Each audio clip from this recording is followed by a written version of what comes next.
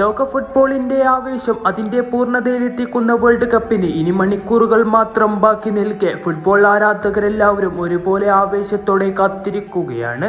ചരിത്രങ്ങൾ തീർത്ത് 32 ടീമുകൾ യോഗ്യത നേടിക്കൊണ്ട് അമേരിക്കയിലേക്ക് ചിറകു വിരിച്ച് പറന്നുയരുമ്പോൾ അവരുടെ സ്വപ്നവും അവരുടെ ആകാംക്ഷയും ആ വേൾഡ് കപ്പ് നേടുന്നത് മാത്രമാണ്. ആ മഹാസ്വപ്ന സാഫല്യത്തിന് വേണ്ടി പറങ്കികളുടെ നായകനായ ക്രിസ്ത്യാനോയും അയാളുടെ കീഴിൽ പടയാളികളും തയ്യാറായി കഴിഞ്ഞിരിക്കുന്നു. ഒരുപക്ഷെ ക്രിസ്ത്യാനോയുടെ അവസാന വേൾഡ് കപ്പായിരിക്കും ഇത്. ആ വേൾഡ് കപ്പിൽ ചരിത്രങ്ങൾ തീർത്തുകൊണ്ട് അയാളുടെ സ്വപ്നം അയാൾ സാഫല്യമാക്കി പൂർണ്ണനായി ഫുട്ബോളിനോട് വിട പറയാനുള്ള അവസരം അയാൾക്ക് ലഭിക്കട്ടെ എന്ന് ആശംസിക്കുകയാണ്. ഇത്തവണ പോർച്ചുഗൽ സ്ക്വാഡ് എത്രത്തോളം ശക്തരാണെന്ന് പറഞ്ഞറിയിക്കേണ്ട കാര്യമില്ലല്ലോ. അതൊരിക്കൽ കൂടെ തെളിയിക്കുന്ന മത്സരമായിരുന്നു ഇന്നലെ നടന്നത്. വേൾഡ് കപ്പിന് മുന്നോടിയായി നടക്കുന്ന അവസാന സൗഹൃദ മത്സരം ആഫ്രിക്കൻ വമ്പന്മാരായ നൈജീരിയയും യൂറോപ്യൻ വമ്പന്മാരായ പോർച്ചുഗലും നേർക്കുനേർ ഏറ്റുമുട്ടുന്നു. ആവേശകരമായ മത്സരം പോർച്ചുഗലിന്റെ ടച്ചോടെ കളി ആരംഭിക്കുകയാണ്. കളി ആരംഭിച്ചതും ഇരു ടീമുകളും ശക്തമായി തന്നെ കളിച്ചുകൊണ്ടിരിക്കുന്നു. മത്സരത്തിന്റെ തുടക്കത്തിൽ തന്നെ ക്രിസ്ത്യാനോയുടെ ഒരു ലോങ് റേഞ്ച് ഷോട്ട് നമുക്ക് കാണാം. പക്ഷെ അത് ലക്ഷ്യം കാണാതെ പോസ്റ്റിന്റെ വെളിയിലേക്ക് പോകുന്നു. ഇവിടെ നൈജീരിയൻ താരത്തിന്റെ ഒരു ലോങ് റേഞ്ച് ഷോട്ട് നമുക്ക് കാണാം. പക്ഷെ പോർച്ചുഗൽ ഗോൾ കീപ്പർ വളരെ മികച്ച രീതിയിൽ തന്നെ അത് തന്റെ കൈപ്പിടിയിൽ ഒതുക്കുന്നു. തുടർന്ന് ഇവിടെ പോർച്ചുഗൽ താരം ബോളുമായി വന്ന് ക്രിസ്ത്യാനോയെ തേടിക്കൊണ്ട് ത്രൂ ബോൾ വരുന്നു. ക്രിസ്ത്യാനോക്ക് മികച്ചൊരു ഓപ്പൺ ചാൻസ് തന്നെയായിരുന്നു മുൻപിൽ ലഭിച്ചിരുന്നത്. എന്നാൽ അത് ലക്ഷ്യത്തേക്ക് എത്തിക്കാൻ അയാൾക്ക് കഴിയുന്നില്ല. മികച്ചൊരു അവസരം തന്നെയാണ് ക്രിസ്ത്യാനോ പാഴാക്കി കളഞ്ഞത്.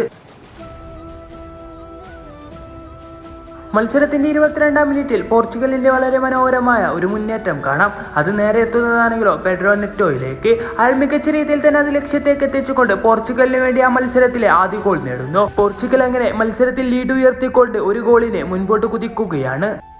ഒരു ഗോളിൽ നിർത്താത്ത പോർച്ചുഗലിന്റെ ആക്രമണം വീണ്ടും നമുക്ക് കാണാം. നൈജീരിയൻ പോസ്റ്റിൽ വലിയ അപകടം സൃഷ്ടിക്കുന്നുണ്ടെങ്കിലും അതൊന്നും ലക്ഷ്യം കാണുന്നില്ല. തുടർന്ന് ഇവിടെ പോർച്ചുഗൽക്ക് അനുകൂലമായി ഒരു കോർണർ ലഭിക്കുന്നുണ്ട്. ബ്രൂണോ ഫെർണാണ്ടസ് ആണ് കിക്ക് എടുക്കുന്നത്. ക്രിസ്ത്യാനോയുടെ മികച്ചൊരു ഹെഡർ തന്നെ നമുക്ക് അവിടെ കാണാം. എന്നാൽ റൊണാൾഡോക്ക് അത് ലക്ഷ്യത്തേക്ക് എത്തിക്കാൻ സാധിക്കുന്നില്ല. പിന്നീട് ഇവിടെ പോർച്ചുഗൽ താരം ബോളുമായി വന്ന് വളരെ മികച്ച രീതിയിൽ ഒരു ലോങ് റേഞ്ച് ഷോട്ട് എടുക്കുന്നുണ്ട്. എന്നാൽ അതും ലക്ഷ്യം കാണാതെ പോസ്റ്റിന്റെ വെളിയിലേക്ക് പോകുകയാണ്.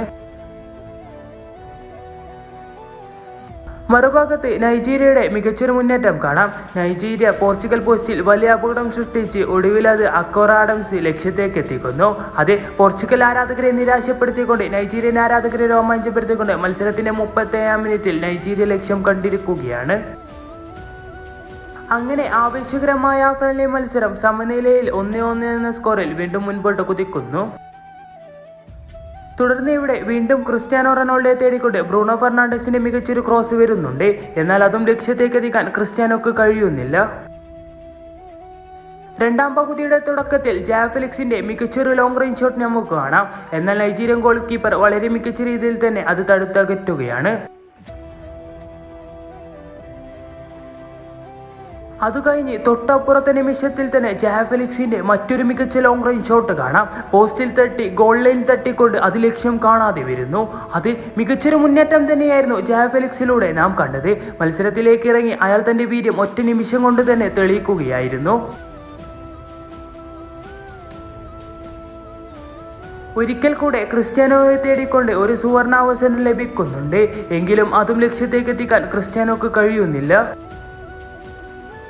സമനിലയിൽ കടന്നുപോയിരുന്ന മത്സരത്തിന്റെ 75-ാം മിനിറ്റിൽ പോർച്ചുഗൽ താരം ഒരിക്കൽ കൂടെ മത്സരത്തിൽ ലക്ഷ്യം കണ്ടുകൊണ്ട് മത്സരത്തെ 2-1 എന്ന സ്കോറിൽ മത്സരത്തിൽ പോർച്ചുഗലിനെ മുൻപോട്ട് കുതിപ്പിക്കുന്നു.